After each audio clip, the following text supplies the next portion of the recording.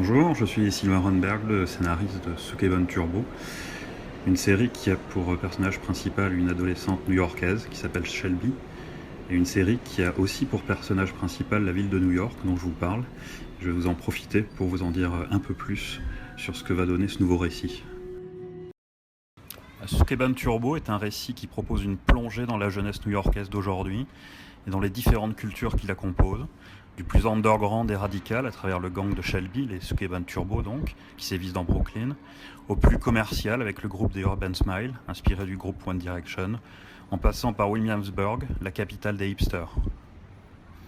Shelby Buckman, la personnage principale, a 17 ans, et cette lycéenne new-yorkaise a déjà connu un parcours sulfureux. Enfance agitée dès l'école primaire, elle tombe dans la délinquance précoce à l'adolescence et devient chef d'une bande de Sukeban, ces gangs de jeunes filles versant dans l'ultra-violence. Le gang des Sukeban, mené par Shelby, est inspiré d'un mouvement criminel féminin apparu au Japon dans les années 70 et 80 et qui dans ce récit vient de renaître de ses cendres aux États-Unis. Une forme de radicalité post-féministe qui emprunte autant à la culture pop qu'au mouvement des Riot Girls. Shelby et son gang se déplacent en scooter, comme le faisaient les Sukeban au Japon. Elles mêlent nihilisme et violence à leur refus de se conformer aux normes. Elles pratiquent le racket, le vol et les trafics en tout genre, notamment les trafics de drogue.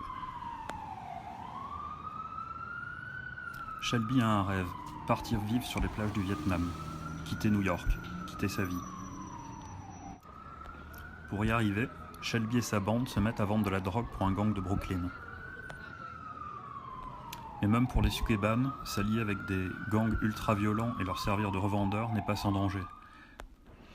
Parents, enfants, amis, dans l'entourage de Shelby, personne ne va sortir indemne des pièges tendus par un destin qui depuis des années attendait patiemment son dû.